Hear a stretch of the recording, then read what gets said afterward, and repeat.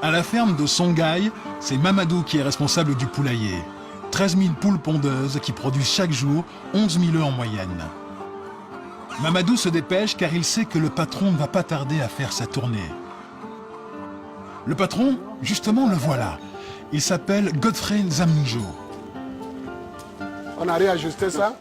Ça sort maintenant. Mais il reste encore les petits grains. Maintenant, je connais ce qu'ils font. Donc, ce n'est pas dans le bureau. Depuis le matin, je n'ai pas vu mon bureau. Mon bureau, c'est sur le terrain. C'est sur le terrain. Des œufs, du poisson, de l'ananas, mais aussi des engrais naturels et du biogaz en quantité industrielle. Et tout ça produit dans un seul et même endroit. C'est le rêve devenu réalité de Godfrey Nzamoujo. Cet Américain d'origine nigériane travaille dans un laboratoire en Californie quand en 1985, bouleversé par la situation du continent africain, il décide de tout plaquer pour revenir sur le continent. J'étais dans mon laboratoire, plus grand laboratoire. J'ai regardé au niveau de 80 ce qui se passait en Afrique. J'ai dit, ce n'est pas. Donc je suis revenu. Vraiment, mon papa m'a dit, de revenir dans le continent d'origine. J'étais amer, j'étais frustré. Je voyais que l'Afrique est extrêmement riche, avec les capitaux et tout ça. Le continent le plus riche du monde, mais le plus pauvre du monde. Ce n'est pas acceptable. C'est ça qui m'a rendu fou. Son projet, appliquer sur le terrain ce qu'il a expérimenté dans son laboratoire. Le Bénin lui concède alors 1 hectare de terrain à l'abandon pour y construire une ferme bio. Aujourd'hui, le centre s'étend sur 24 hectares, fonctionne en totale autonomie et emploie plusieurs centaines de salariés. Ici, selon la doctrine de Godfrey Nzamoujo, rien ne se perd, rien ne se crée, tout se transforme. Exemple avec le recyclage des fientes de poulet transformées en gaz. Nous sommes en train de faire le mélange des fientes avec la jacinthe d'eau pour donner un bon rendement de gaz. Après quelques heures de repos, le mélange sera chargé dans une cuve, le digesteur. Quand on charge le digesteur avec, ça se décompose. Quand ça se décompose, ça produit le biogaz. À la fin, tout ce gaz nous permet d'alimenter, de démarrer un générateur qui produit de l'électricité. En plus de l'électricité, ce biogaz va alimenter les cuisines du restaurant du centre. Et ce n'est pas tout. Les déchets de la décomposition des fientes de poulet vont encore servir d'engrais naturel pour les cultures. Et Godfrey Nzamoujo a poussé la doctrine de récupération encore plus loin. Pour être totalement indépendant, il recycle tout le métal de sa ferme pour produire des pièces de rechange pour ses machines. C'était des fonderies. On a déjà fondu ça. Donc on va les travailler maintenant pour créer des poulies. À partir de ça, on fabrique les machines pour nous. On n'a plus besoin d'importer. Donc comme ça crée l'emploi, ça fait développer la capacité d'innovation. Ça déclenche l'envie d'innover. Et les jeunes deviennent intéressés. Grâce à cette ferme modèle, Godfrey est convaincu de posséder une solution au problème du développement.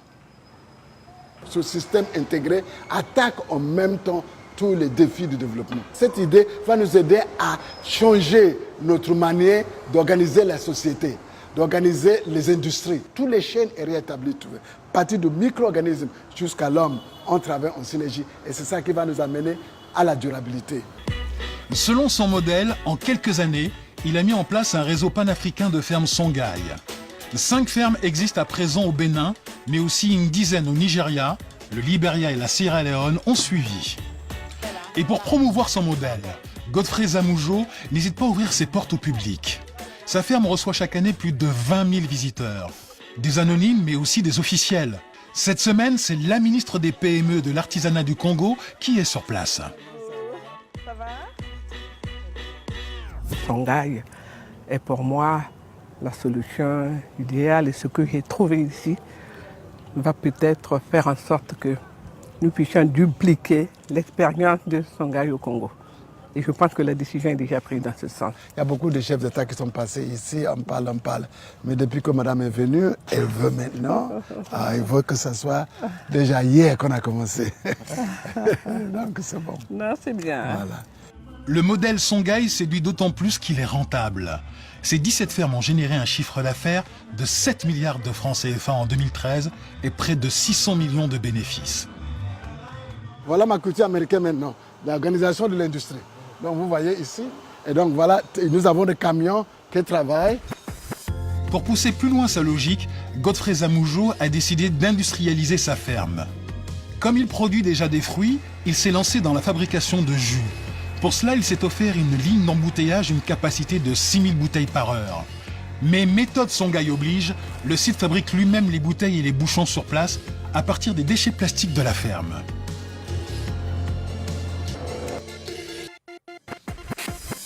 Bonjour, ça va? Convaincu qu'il est sur le bon chemin, Godfrey Zamoujo vient d'ouvrir la SLA, Songhai Leadership Academy, avec pour objectif de former 4000 jeunes cadres à la philosophie du centre.